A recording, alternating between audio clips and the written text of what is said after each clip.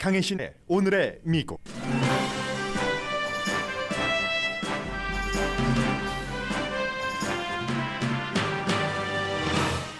바이러스 부스터샷 접종 이슈는 최종 승인됐습니다. 미국인이 맞은 세 종류의 백신 모두 부스터샷 접종이 가능하고 교차 접종도 승인됐습니다. 가장 강한 효력은 모더나 플러스 모더나입니다. 바이든 대통령이 8월에 이어 어제도 중국이 대만을 침공한다면 미국은 대만을 방어한다고 밝히자 중국이 즉각 손떼라고 반응합니다. 연방 하원은 의사당 폭동 사건에 조사에 불응하는 트럼프 전 대통령의 수석 전력과 기소 시도 투표를 했습니다. 공화당 의원 9명이 그를 기소하는데 찬성했습니다. 트럼프 전 대통령의 선거 관련 변호사였던 인물이 텍사스 주지사에 의해 텍사스주 검찰총장이 됐습니다. 그가 트럼프 전 대통령이 주장하는 선거 관련 수사를 하게 됩니다. 세계적인 공급망 대란으로 공급업자에서 소비자까지 거의 모든 그룹이 어려움을 겪지만 이 위기에 돈을 버는 사람들도 있습니다. 자동차 대란으로 중고차 자동차 판매 회사의 이윤도 큰 폭 증가세입니다. 1살짜리 딸과 강아지를 데리고 일요일 하이킹하러 가서 숨진 한인 앨런 정 가족의 사인은 고온으로 인한 탈진이라고 관계 당국이 밝혔습니다. 짧은 기간 행복하게 살다 숨진 커플의 스토리 세계가 보도합니다. 피앙세가 와이오밍 국립공원에서 숨진 뒤 경찰에 쫓기던 남자가 플로리다 공원 인근에서 시신으로 발견됐습니다. 여러분 안녕하십니까? 오늘의 미국 강혜신입니다. 네, 이제 식품의약국에 이어서 질병통제국도 최종적인 부스터샷 접종에 관한 입장을 발표를 했습니다. 파이저 앤 바이오엔텍이야 미리 그렇게 부스터샷 접종이 승인돼서 지금 부스터샷 접종을 받으신 분들도 많이 계시고요. 어제는 그렇기 때문에 이제 최종적으로 질병통제국이 식품의약국에 이어서 하루 앞서거니 뒤서거니 했죠. 항상 이런 일은 식품의약국이 먼저 하고 그 뒤에 질병통제국이 마지막 가이드라인을 줍니다. 모더나와 존슨앤존슨도 부스터샷 접종이 가능하고 그리고 이제 그 백신들 사이에서의 교차 접종도 가능하다고 나와서 모더나는 65세 이상과 또 50세 이상 위험한 사람들 65세 그 아래요. 그리고 접종받은 지 6개월이 되신 분들 부스터샷 접종받을 수 있고 존슨앤존슨도 18살 이상 모든 접종자 존슨앤존슨 백신 접종 받고 2개월 뒤 그래서 오늘부터 이제 시작이 됩니다. 이건 이제 바이든 행정부에는 아주 굿뉴스죠. 세 가지 모두 부스터샷이 확인이 됐기 때문에 그래서 이제 가장 중요한 것 한 번만 더 말씀드립니다. 지금 효력 자체는 모더나 맞고 모더나 맞는 것 넘버 1 그리고 파이저 맞고 모더나 맞는 것 넘버 2 넘버 3가 모더나 맞고 파이저 맞는 것. 이제 이것을 그림을 이렇게 보면은 모더나가 가장 그 부스터샷으로서 효력이 강하다 하는 것을 알 수 있는 것이고 그렇기 때문에 가장 나쁜 조합은 존슨앤존슨 백신 접종을 받으시고 또 부스터샷을 존슨앤존슨으로 받으시는 이런 경우죠. 그렇기 때문에 이제 존슨앤존슨을 맞으신 분들은 지난번에 내가 존슨앤존슨 맞아서 별로 그 부작용이 없어서 또 맞고 싶다. 그러실 수도 있고요. 그러나 이제 그 전문가들이 더 그 강조하는 것은 시스템이 다르기 때문에 mRNA 방식인 모더나나 아니면 파이저 앤 바이오엔텍 그런데 모더나가 더 효력이 좋다고 하니까 존슨앤존슨 접종 받으신 분들은 아무래도 모더나로 부스터샷 접종을 많이 받게 되실 겁니다. 그러니까 존슨앤존슨 플러스 존슨앤존슨은 노노노 이렇게 생각을 하셔도 되고요. 그러나 앞서 말씀드린 것처럼 모더나 파이저 모더나 파이저 이 세 케이스는 모더나를 맞고 또 부스터샷으로 모더나를 맞는 것이 가장 좋다고는 하지만 이 세 가지 케이스의 차이가 그다지 많지 않습니다. 그래서 여러분들께서 이제 로컬에서 허락하는 대로 또 주치의가 권하는 그런 대로 받으시면 큰 차이는 없을 것 같고요. 이게 다르죠. 부스터샷과 처음에 백신 접종을 받을 때 처음에 백신 접종 받을 때 뭐 존슨앤존슨이 한 번으로 끝났지만 파이저 앤 바이오엔텍이나 모더나는 2번 맞았는데 그때는 교차 접종이 승인이 되지 않았었잖아요. 그런데 이번에는 교차 접종 승인된다는 건 말씀드리고 그리고 미리 그 부스터샷을 접종을 했던 파이저 앤 바이오엔텍은 어제는 이 파이저 앤 바이오엔텍 플러스 파이저 앤 바이오엔텍도 95.6% 아주 그 부스터샷에 효력이 있다. 이렇게 맞고 나면은 걸릴 확률이 거의 없다는 얘기잖아요. 오늘은 어린이들 사이에서도 5살에서 11살 사이 어린이들 방어율도 90% 이상 된다. 이런 얘기를 했습니다.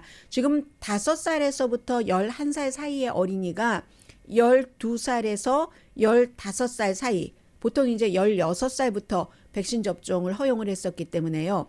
그 12살에서 15살 사이 어린이들이 2천만 명이 안 되거든요. 그런데 5살에서 15살 사이의 어린이들은 2,800만 명이나 됩니다. 훨씬 숫자가 많은 것이고 이게 며칠 있으면 곧 승인이 일주일 안에 나온다고 하니까 이 정도 되면은 이제 백신을 맞는 것이 안심이 되는 가정은 한 가지 머릿속에 늘 이렇게 달려 있었던 그 걱정은 하나 떼셔도 될 것 같습니다.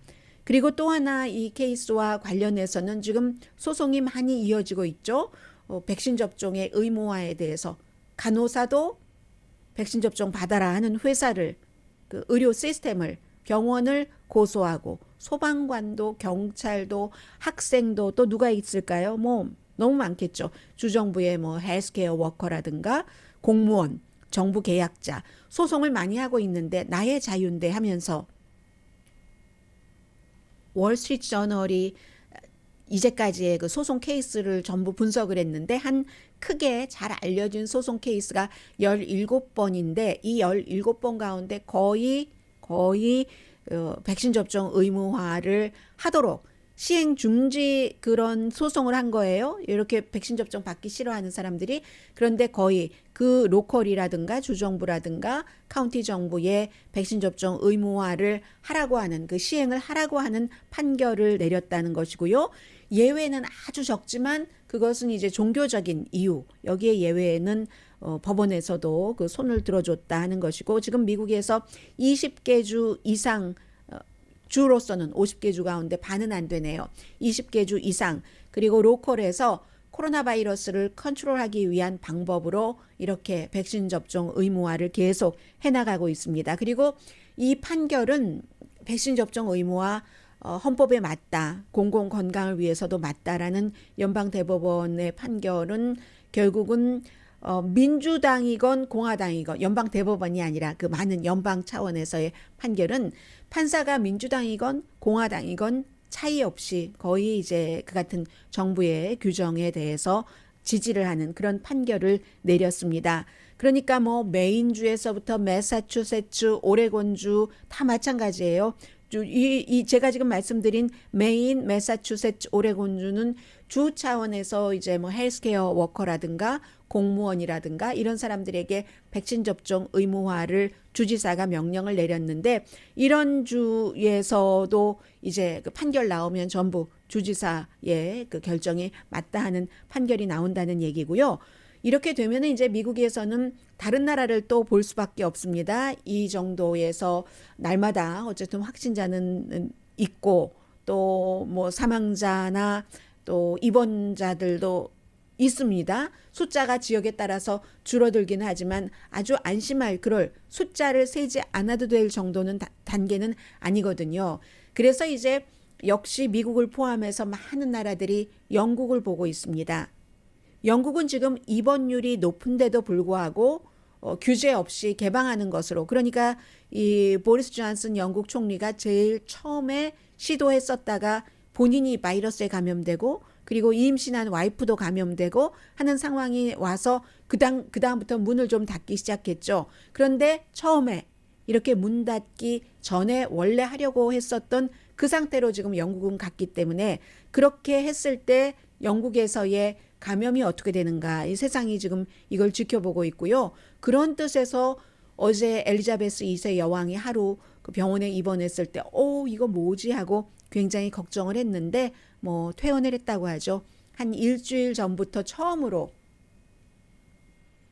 지팡이를 들은 90세가 넘은 또 여왕이 된 지 70년이 넘은 엘리자베스 2세 여왕의 모습을 볼 수 있었고, 그리고 위염 증세였다고 지금 영국에서는 발표를 하고 있습니다. 코로나 바이러스와는 관련 없는 것이라는 그런 뉴스였고요. 그리고 지금부터 약 5분 정도는 어제 바이든 대통령이 CNN 방송이 주최를 한 주관을 한 타운홀 미팅에서 한 몇 가지 얘기, 특히 뒷부분에 대만은 항상 중국과 연결되기 때문에 그 이슈를 좀 보겠습니다. 어제 뭐 국내 이슈 여러 가지 얘기를 했죠. 이 뭐 지금 기간산업안, 사회복지, 지출안 이런 것들이 통과돼야지 되는데 왜 안 되는가 이유를 수없이 여러분들께 말씀드렸고요. 결국은 대통령이 가족의 일이 있어서 또 아이가 새로 출산했다던가 할 때 패밀리 리브, 봉급을 받는 패밀리 리브를 원래 12주일 하려고 했는데 4주일밖에 못 하겠습니다. 어제 아침에 제가 말씀드렸어요. 그런 얘기도 타운홀 미팅에서 했고, 그렇지만 칼리지는 2년제 대학교는 커뮤니티 칼리지는 곧 무료로 등록금이 될 겁니다. 또 하나 덴탈, 시력, 청력 커버리지 메디케어로 한 $800 정도 이 바우처를 하겠다. 그러니까 어느 정도는 하겠다는 거예요. 이 메디케어 그 부분에 대해서는. 다만 지금 많은 것을 하려고 하면은 예산이 많아야지 되는데 그 예산의 상당 부분을 트럼프 전 대통령이 많이 내려놨었던 기업의 세금, 법인세를 다시 그 원래대로 한다던가 높인다던가 해서 돈을 마련을 하려고 했는데 바이든 대통령이 딱 어제 인정을 했습니다. 이게요, 의회에서 보니까 투표 숫자가 안 나옵니다. 숫자가 안 나오면 정치인은 포기해야지 되는 겁니다. 아무리 본인이 확고하게 아주 이상적인 정책이라고 믿고 있다 하더라도 숫자가 안 나옵니다 하면서 뭐 조 맨신, 특히 이제 이 케이스에는 애리조나주가 지역구인 크리스틴 그 시네마 연방 상원 의원을 언급을 하면서 뭐라고 얘기하냐면은 미국의 연방 상원 의원 그 100명 가운데 50명이 민주당 의원인데 이 50명이 각자가 다 대통령입니다. 국회의원들은 어느 나라나 다 헌법기관이잖아요. 그 한 사람 한 사람이. 해서 각자가 다 대통령입니다 라고 얘기하면서 시네마 의원은 정말로 스마트하다 하면서 She is smart as the devil. 아주 악마처럼 스마트해 라고 얘기를 해서 이제 많은 공화당 그 바이든 대통령이 지지하는 여러 가지 뭐 환경 아젠다 이거 완벽하게는 아닌데요. 지지하고 패밀리 케어라든가. 그런데 지지하면서 민주당 의원으로서 세금만은 페니도 올려서는 안 된다는 게 이 시네마 의원의 입장이라는 겁니다. 어나더 대통령인 해서 뭐 법인세도 올리면 안 되고 부자에 대한 세금도 올리면 안 되고 이렇게 한다는 그런 표가 안 나오잖아요. 조 맨신 의원은 뭐 여러 가지 내용들이 있지만 어쨌든 어제는 악마처럼 스마트해라고 얘기를 하기도 했고요. 그리고 뭐 정치적인 뭐 의사진행 방해에 관한 얘기 조금 했고 가솔린 값에 대해서는 캘리포니아주 어떤 지역은 아마 그게 공급 들어가는 뭐 수송로 이런 것과 다 연관이 되겠죠. 갤런당 $7인 곳도 있다고 하던데요. 지금 대부분 캘리포니아주 도시는 거의 갤런당 $5 정도는 되거든요. 그런데 바이든 대통령이 내년에는 내려갈 것입니다. 내년 뭐 얼마 남지 않았어요. 그런데 올해 그 내려가기 전까지는 크게 내려가는 것을 기대하지 마십시오라고 얘기를 했고 뭐 여러 가지 이유가 있고요. 제일 중요했었던 것은 해외에서 지금 한국에서는 어제 바이든 대통령의 타운홀 미팅을 별로 번역을 하지 않습니다. 그래서 여러분들께서 뉴스에서 많이 못 들으실 거예요. 왜냐하면 한국에서 번역하는 사람들은 한국의 특파원들도 마찬가지고 취재도 그렇고 한국 입장에서 관심 있는 뉴스를 전하니까. 그런데 세계의 많은 언론은 어제 바이든 대통령의 타운홀 미팅을 보도를 합니다. 특히 한 가지 이슈는 공통적인 주요 뉴스로 보도를 하는데 대만에 관해서 얘기를 한 어제 이제 앤더슨 쿠퍼가 타운홀 미팅에 사회를 봤거든요. 앤더슨 쿠퍼가 만약에 중국이 대만을 공격한다면 미국은 대만을 방어하시겠습니까? 라고 답변을 했습니다. 요즘에 이제 중국이 그 인근에서 여러 가지 군사 활동 등등 아주 최긴장 상태잖아요. 대만과 중국이.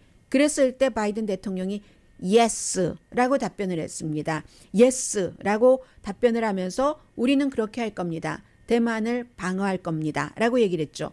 그리고 나서 이제 대통령이 이 같은 답변을 하고 나서 백악관 대변인이 그렇다고 정책이 바뀐 게 아니다. 미국의 대만에 관한 정책도 사실은 애매모호함이라고도 할 수 있거든요. 때로는 오바마 전 대통령의 북한에 대한 뭐 전략적 인내처럼 전략적 모호함 이렇게 표현을 할 수가 있는데 대만이라는 그 국가의 방어 능력은 지지하면서 그렇다고 중국이 완전히 싫어하는 것도 노골적으로 말하지 않는 이런 형태인데 그래서 전략적인 모호함이라고 얘기를 하는데 그 전략적인 모호함이 행정부의 정책이고 바뀌지 않았다라고 얘기를 합니다. 백악관 대변인은. 그런데 8월 달에 ABC 방송과의 인터뷰에서도 바이든 대통령이 이렇게 말했거든요.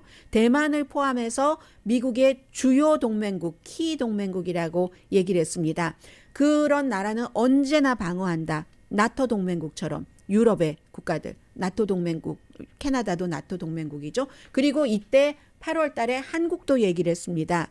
일본, 한국, 그런 것처럼 키 동맹국이기 때문에 무슨 일이 있을 때 미국이 방어를 하고 이 같은 똑같은 룰이 대만에도 적용된다라고 얘기를 했거든요.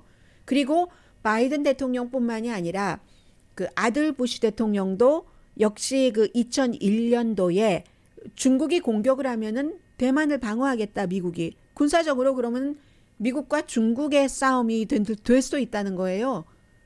한국전 때 그랬었잖아요. 그렇게 될 수도 있다고 얘기를 그 당시에도 부시 대통령이 굿모닝 아메리카 역시 ABC 방송이었습니다. 출연을 해서 yes 그렇게 하겠다. 대만을 방어하겠다. 중국이 이해를 해야지 된다. 그런 일이 있으면 우리가 대만을 방어한다는 것을 이렇게 얘기를 했었는데 이번이 당시에 아들 부시 대통령이 대만을 방어하겠다고 얘기했을 때보다는 더 군사적으로 예민한 그런 그 시기이고요.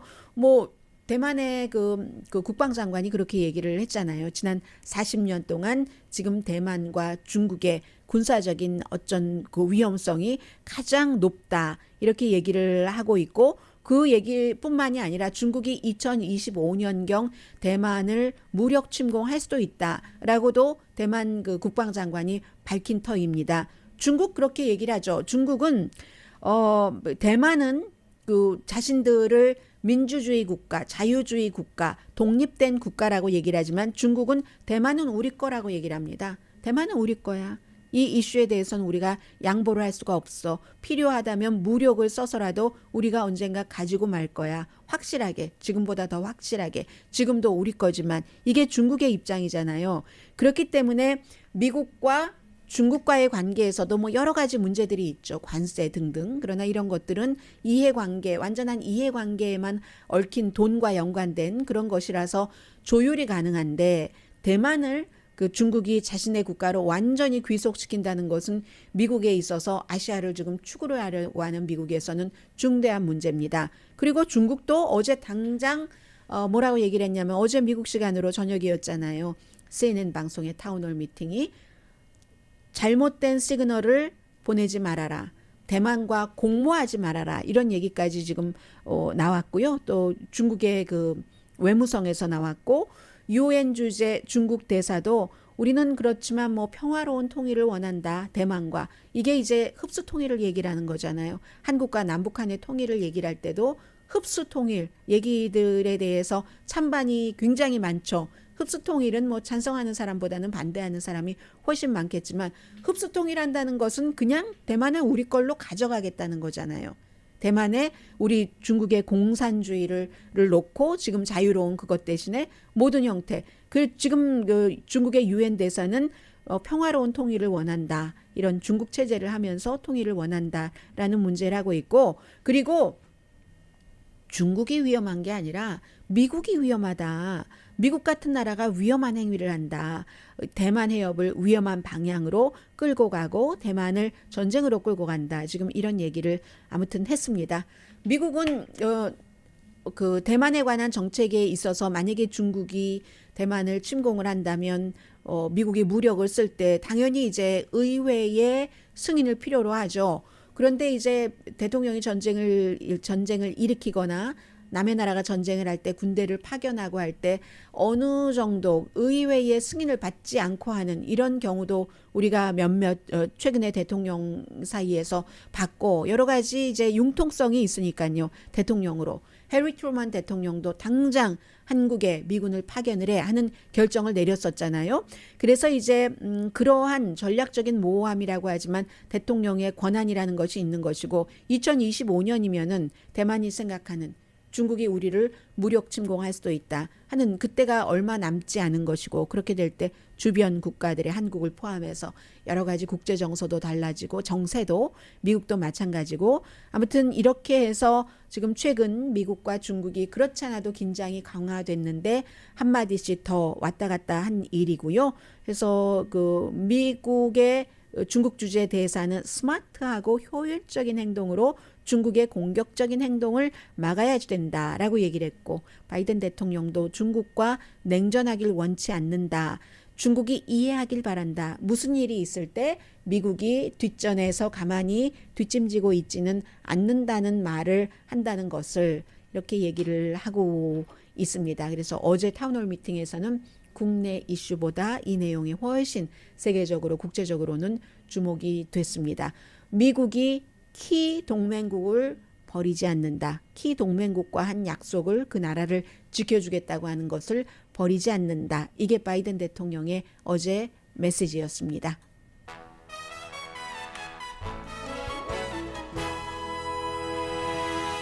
잠시 뒤에는 정말 몇 년 만에 제가 이 같은 편집을 한 것 같거든요. 사건, 사고 소식입니다. 함께 잠시 뒤에 들어보시겠습니다. 제가 왜 이렇게 편집을 했는지를요. 라디오 서울 방송 오늘의 미국 듣고 계십니다. 아마 미국 방송으로 그 뉴스를 보고 듣고 하시는 분들이라면 어제 오후부터 가장 큰 뉴스 가운데 하나가 영화배우 알렉 볼드윈이 뉴멕시코에 있는 그 영화, 서부 영화를 촬영하던 중이었습니다. 그 세트장에서 말하자면 그 총으로 이 영화에 쓰여지는 소품 총이죠. 그런데 미국에서 이 소품 총 실제로 뭐 발사도 많이 합니다. 공포탄 같은 것을 발사도 하고 왜냐하면 이제 영화에서는 클로즈업 같은 장면들이 있기 때문에 이 과정에서 알렉 볼드윈이 이 총을 쏴서 42살의 그 사진 감독이라고 얘기를 해요. 왜 촬영 감독이라고 안 하는지 모르겠어요. 42살의 그 여성 그 사진 감독과 실제의 그 48살의 영화 감독 러스트라는 그런 영화인데 그 감독은 다쳤고 42살의 이 사진 감독은 숨졌습니다. 많은 사람들이 이제 떠오르는 스타라고 얘기를 했고요. 우크라이나에서 태어나서 그 러시아 군 기지에서 살면서 우크라이나 대학교에서 저널리즘을 공부하고 로스앤젤레스에 와서 영화를 공부를 했거든요. 그래서 참 아깝다 이렇게 얘기를 하고 있는데 결국은 알렉 볼드윈은 자발적으로 조사받고 경찰은 기소하지는 않았습니다. 뭔가 이제 오발탄이 된 거죠.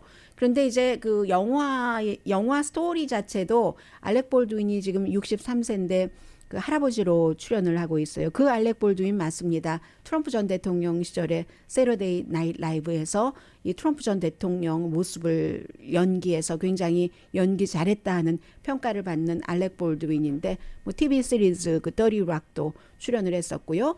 그런데 에미상도 받았고 이 알렉 볼드윈이 그 영화 자체가 13살의 손주인데 이 손주가 사고로 목장주를 살해하고 그리고 이제 감옥에 가고 뭐 이런 과정에서 또 탈출시키고 해서 같이 도망 다니는 그런 영화를 촬영하다가 지금 이런 일이 일어났고요.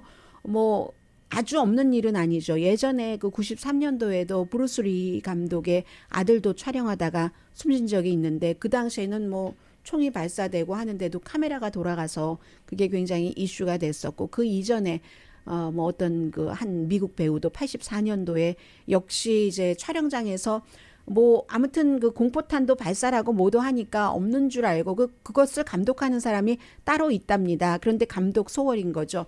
해서 뭐 러시아 그 룰렛 하듯이 관자놀이에다 총 쏴서 숨지고 이런 일이 있었는데 역시 총이 많고 총이 흔하고 뭐 알렉 볼드윈도 총을 한 번 두 번 다뤄봤겠습니까? 그런 사람들이 그런 사람들에 의해서 일어날 수 있는 그런 사고죠. 그래서 미국에서 오늘 아침까지 굉장히 많이 이 이슈가 그 방송이 되고 있고요. 그리고 오늘의 미국에서는 어제도 제가 전해드리려다가 놓쳤는데 결국은 이렇게 그 마무리를 하게 되네요. 그 9월 11일에 와이오밍 국립공원에서 22살의 여성의 시신이 발견됐습니다. 이 여성이 대륙횡단 여행을 피앙세와 함께 하고 있었고 피앙세는 23살의 남자였습니다. 부모가 플로리다주에 살고 있었는데 이 여성의 시신이 발견되고 나서 바로 수사 당국은 이 남성을 용의자로 보고 쫓고 있었죠. 그렇게 쫓기던 중에 결국은 이제 이 여성도 부모가 행방불명 신고를 했어요. 며칠 전에 그제였던가요? 플로리다주의 공원 인근에서 이 남자의 유해로 보인다 하고 발견됐고 어제 결국은 수사 당국이 그의 유해가 맞다. 이렇게 그 결론을 내렸거든요. 그런데 이 이슈는 그 숨진 채 발견된 여성이 백인 젊은 여성이고 해서 아주 전국적으로 너무 이슈가 되면서 원주민이라든가 소수인종 에이시안 아메리칸 여성이라든가 그런 케이스와는 달리 취급한다 해서 여러 가지 그 수사에 있어서의 차별 같은 것으로도 이슈가 됐었고 22살 여성이 피앙세와 여행 도중에 숨졌는데 그 피앙세가 용의자로 지목받고 있다 하는 여러 가지 점에서 굉장히 세계적으로 주목을 받았었던 그런 그 이슈이고요. 목 졸린 채 숨진 것으로 당시에 그 여성 발견이 됐었죠. 이 남성의 사인에 대해서는 또 얘기를 하겠죠. 뭐 치아로 확인을 했다고 하니까 이 남성의 그 유해인 것은 분명하고요. 그리고는 제가 이 이슈는 오늘 처음이고 이제 마감으로 전해드리는데 이 내용도 세계에서 보도를 하고 있습니다. 뭐 기후변화와 연관된 것도 그렇고 한 가족이 젊은 아주 아름다운 가족이 하이킹 나갔다가 비극으로 끝난 이 사건이기 때문에 그런데 여성이 이 남가주 오렌지 카운티에 살고 있던 30살의 엘렌 정이라는 여성이고요. 부모님 가족분들께 정말로 조의를 표합니다. 그리고 이제 그 북가주 쪽으로 마리포사 카운티로 이사 간 지는 얼마 되지 않고 피앙세와 결혼을 할 예정이었고 지금 대학원을 아마 다니고 있었다는 것 같아요. 졸업을 하고 나서 가족, 패밀리, 무슨 테라피스트 같은 것을 하려고 했고 피앙세 남편은 45살인데 이분은 전에는 구글에서 엔지니어로 일하다가 지금은 뭐 스냅챗에서 소프트웨어 그 엔지니어로 일하고 계시는 것 같은데 마리포사 카운티 거기를 너무 좋아해서 그곳에 집도 여러 채가 있고 두 사람 사이에 아이가 있습니다. 1살짜리 그 아이가 있기 때문에 그 딸이에요. 딸 그 민주라는 이름의 딸이죠. 그리고 사진을 보니까 이 민주 아마 maybe 돌 때 있지 않았을까 싶은데 한국식으로 한복을 어린 딸에게 입혀서 엄마 아빠가 이렇게 가운데 아이를 아빠가 안고 있었던 것 같아요. 이렇게 하고 있는 그 정말로 아름다운 사진이었거든요. 이 딸을 자연에서 그렇게 키우고 싶다 하는 것도 있었고 해서 일요일에 강아지 데리고 강아지 이름은 오스키라고 하네요. 또 민주 딸 데리고 30살의 와이프와 45살의 피앙세 결혼은 하지 않았지만 결혼할 예정이었고요. 시에라 국립공원으로 하이킹 나갈 때는 70도였습니다. 나중에 이 가족이 한 뭐 30명 이상이 찾았다고 하죠. 숨졌을 때 그 보니까 2.5리터의 물이 있었거든요. 강아지, 엄마, 아빠, 딸 이렇게 있었는데 2.5리터의 물. 자동차는 한 1마일 떨어진 곳에 주차돼 있었고 8마일 정도의 그 하이킹 코스라고 하던가요. 아무튼 그런데 8월 15일이었는데 한 70도였는데 출발할 때 이 가족이 갔을 때는 1마일도 더 떨어진 거예요. 이 자동차에서 그때는 109도 정도였다고 하거든요. 그늘도 조금밖에 없었고 또 나무도 조금밖에 없는 그런 곳에서 그래서 이제 그동안 그 이제 시신이 발견되고 다 같은 장소에 있었고요. 해서 이 조사를 하기가 고온 관련 숨졌다는 거 조사하는 거 증명하는 게 굉장히 힘들다고 합니다. 그런데 결국은 이뭐 셀폰도 안 되는 그런 곳이었고 해서 처음에는 뭔가 이 물을 뭐 먹다가 조류 독이 감염된 거기서 독이 감염됐나 했는데 이것도 아니다 하다가 결국은 탈진 고온으로 인한 탈진 이분들이 발견된 곳은 Devil's Gulch 그러니까 악마의 협곡이라는 곳이네요.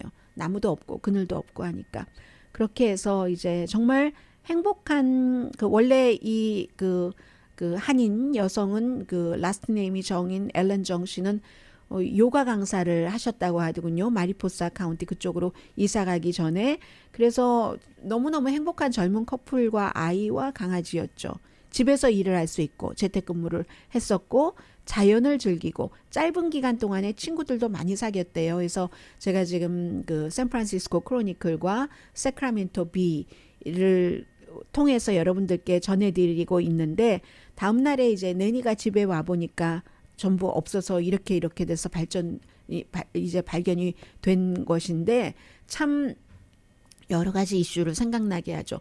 갈 때는 70도였으니까 물 2.5리터 가지고 가면 괜찮겠지 했는데 그게 70도대가 109도로 간 것이고 여러 가지 상황. 인간은 정말 참 그 알 수 없는 그런 뭐 자연의 유혹에 따라서 가기도 했을 테고 알 수 없는 자연의 그 힘에 의해서 이 경우는 뭐 나쁜 힘 뭐 Devil's Gulch라는 곳에서 그렇기 때문에 어쩔 수 없이 점점 더 조심해야 되고 더 조심해야지 되고 지금 이 사는 이 순간을 정말로 즐기고 아름답게 살아야지 되고 하는 그런 것들을 그 앨런 정 가족의 비극을 통해서 지켜보고 있고요. 또 이 남가주에 혹시 가족분들이 계시다면은 정말 다시 한번 조의를 표합니다.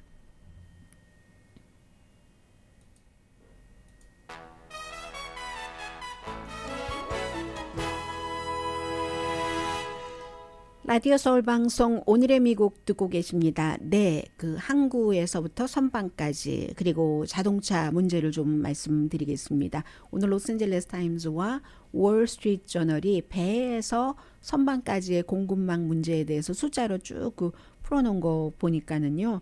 아, 이러니까 물건이 없을만 하구나. 제가 어제 트레이더스 조에 가서 스파게티 소스를 좀 사려고 했더니 가장 흔한 소스예요. 도메이로 소스인데 이쪽에는 왼편에는 그 한 병에 트레이더조가 좀 싸잖아요. 그 본인들 상표를 붙인 것을 $2 얼마. 오른편에는 $1 얼마짜리였는데 $1 얼마짜리는 하나도 없었습니다. 다 팔리고 없었고 아 이게 물건이 이제 달리기 시작할 수도 있고 사람들이 이제 뭐 더 싼 거를 사는 것도 시작된 건가? 뭐 이런 생각들도 해봤는데 항구에서 쇼핑 비용 더 많이 들고요. 지금 4배 이상 뭐 1월에 비해서 올랐다 이런 얘기도 나오고 있는데 트럭 운전기사, 창고 직원도 있어야지 이 모든 것들이 선반에 물건들이 촉촉촉촉 진열되게 되는데 창고 직원의 문제는요. 또 다른 이슈가 있어요. 식당도 사람들이 없다. 일할 사람이 없다 하는데 이게 트럭 기사가 모자라서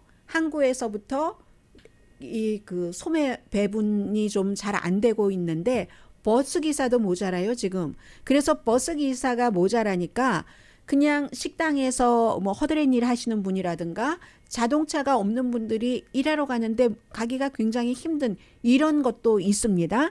그래서 어쨌든요. 지금 물건을 사는 사람이나 소매업소 또 뭐 물건을 배분하는 회사들 전부 손해가 막심하죠.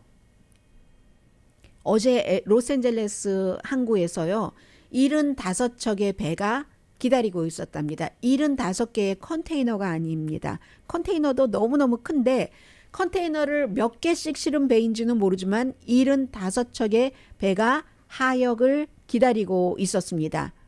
그리고 이것을 보면은 9월 1일 날보다도 더 심해진 거예요. 9월 1일에는 40척의 컨테이너 쉽이 정박해 있었다고 하거든요. 근데 지금 어제는 75척이에요. 24시간 일을 해도 아무래도 할러데이가 다가오면서 물량이 원래 약속됐던 것이 더 많을 테고 여러 가지 문제가 있는 거죠. 중국에서부터 미국 서부 항구로 오는 그 쇼핑 비용이 9월 달에 뭐 2만 586달러 있던 것이 보니까 7월 달보다는 2배, 1월 달보다는 4배 오른 값이랍니다. 그리고 그런데 이윤은 이 부분이 그 이윤이 무역 그 해양 어선은 이윤이 더 많아진 거예요. 2021년 그 처음 반개월 동안 반개월이 아니라 처음 1년의 반이 뭐죠? 반년 6개월 처음 6개월 동안 7개 큰 무역 해양 어선 7개 큰 회사 것만 이윤이 230억 달러였답니다. 7군데 회사 것만. 이게 1년 전보다 한 10억 달러 정도는 이윤만 매출이 아니라 많아진 것이라고 하거든요. 이런 문제가 있고요. 미국의 그 상품 운반의 그 효율성은 세계은행이 집계해 놓은 것 보니까 지금 160개국 가운데서 뭐 굉장히 나쁠 것 같은데 꼭 나쁘지도 않네요. 14번째입니다.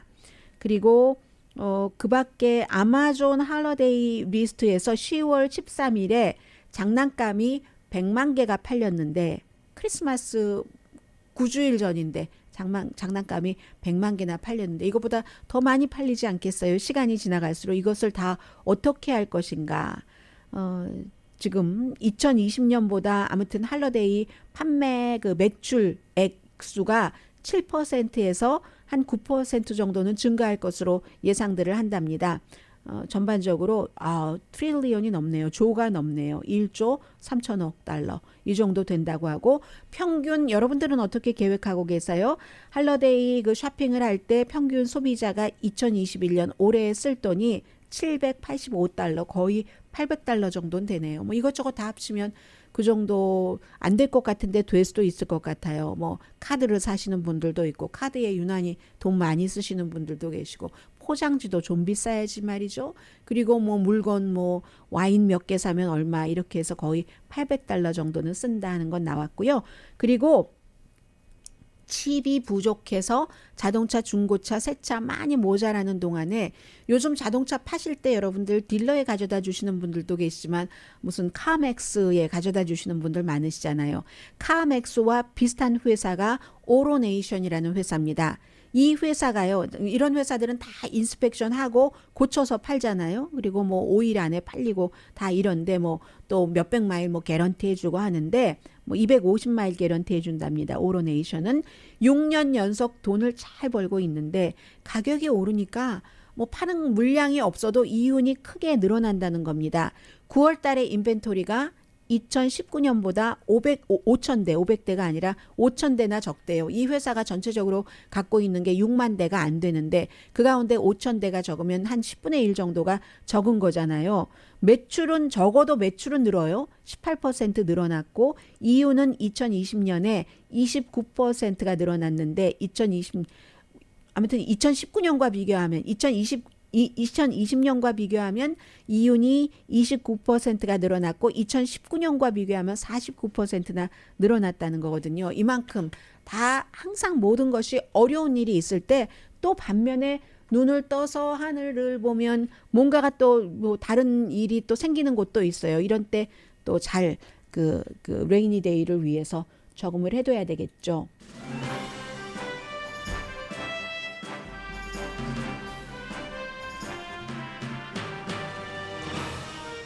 네, 짧게 전해드리겠습니다. 어제 연방하원에서 9명 리스 체니를 포함하고 아담 킨징어 의원을 포함해서 왜 그 수석 전략가였던 대통령의 그 스티브 배넌이 의회 소환장을 받고 증인으로 나오지 않는가 의회 모독이다 해서 연방 법무부가 기소해 주기를 원하는 투표를 했습니다. 찬성 229, 반대 202.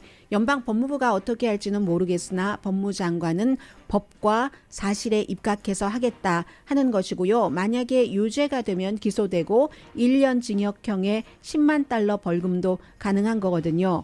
그리고 텍사스의 주지사가 11월 선거 이후에 선거가 부정선거다라고 주장을 하는 트럼프 전 대통령의 변호사로서 펜실베니아주를 고소했었던 한 인물을 지금 공석인 텍사스주의 총무처 장관으로 했습니다. 그럼 지난주에 대통령이 텍사스 이기긴 했어요. 5% 차이로. 거기를 재조사해라 했잖아요. 그 사람이 조사를 한다는 그런 경우입니다. 강혜신이었습니다. 좋은 주말 지내세요.